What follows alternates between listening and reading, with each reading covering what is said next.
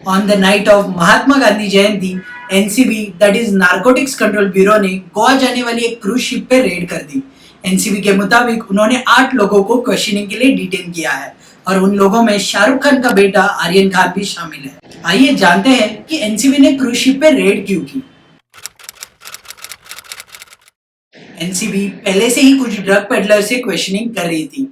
उसमें उन्हें पता चला कि मुंबई से गोवा जाने वाली कॉर्डेला नामक शिप में कुछ लोग ड्रग्स कैरी करने वाले हैं। उस इंफॉर्मेशन के मुताबिक 20 एनसीबी ऑफिशियल्स ने एज अ पैसेंजर्स बन के अपने टिकट्स बुक किए और वो तब तक वेट करते रहे जब तक लोग एक्चुअल में ड्रग्स यूज करना स्टार्ट ना कर दे। जब ही लोगों ने ड्रग्स यूज करना स्टार्ट किया तभी एनसीबी ने उनको रेड हैंड पकड़ा और शिप कैप्टन को शिप वापस इंटरनेशनल क्रूज टर्मिनल जो कि बेलाड पियर मुंबई में है वहां वापस लेने को कहा। एनसीबी अपने डिटेन लोगों को अपने नियर बाय ऑफिस में लेके गए। उनमें से एक आर्यन खान भी थे। करंटली एनसीबी ने इस केस में एफआईआर रजिस्टर्ड की है और आगे की पूछताछ उनकी जारी है। एज पर NCB they have found 22 pills of MDMA, 5 grams of mephedrone, 13 grams of cocaine and 21 grams of charas from the Cordilla ship.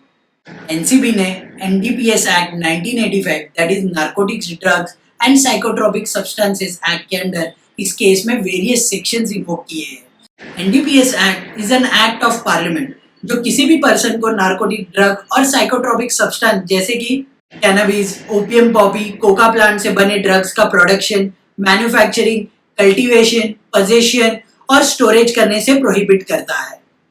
आखिरकार ये ड्रग शिप पे लाए कैसे गए, आइए जानते हैं। As per investigation report, ship के कुछ पैसेंजर्स के क्लोथ्स में हिडन पॉकेट स्टिच किए गए और कुछ पैसेंजर्स ने तो अपने शूज के हील में ड्रग्स को छिपाया था।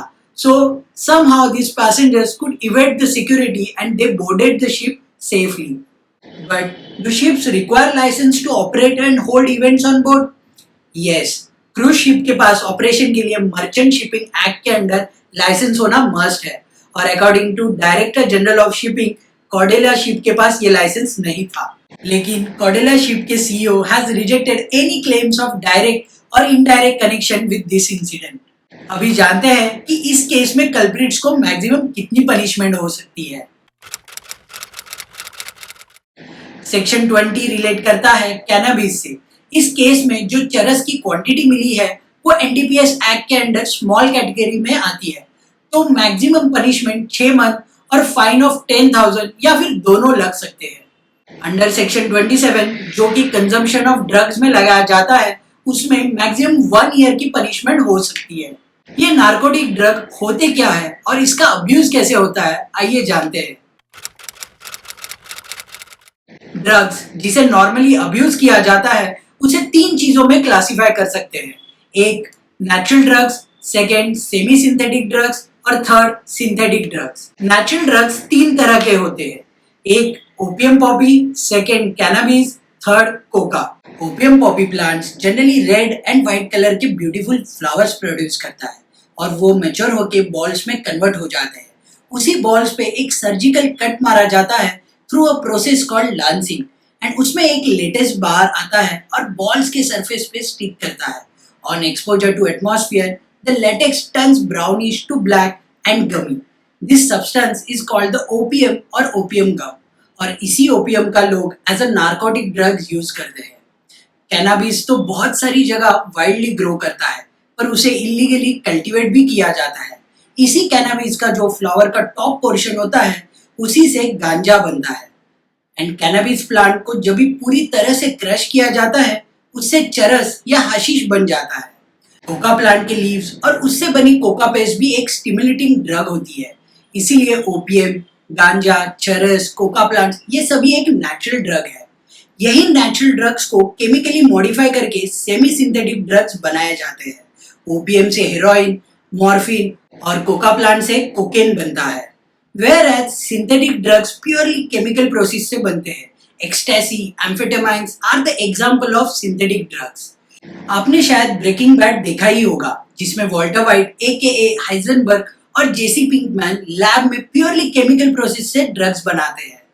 जब भी ये ड्रग्स यूज किए जाते हैं उसका इम्पैक्ट यूज करने वाले पे अलग अलग तरीके से होता है। It depends on the drug.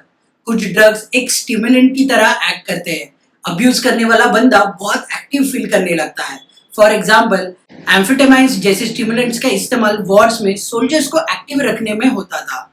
कुछ drugs as a sedative use किए जाते हैं to reduce the person's activity and to make him feel sleepy. Drugs tranquilliser का काम भी करते हैं to calm the nerves of the abuser. आजकल ड्रग एडिक्शन एक बड़ा इशू बन चुका है। खासकर यूथ में ये प्रॉब्लम बहुत तेजी से फैलता जा रहा है।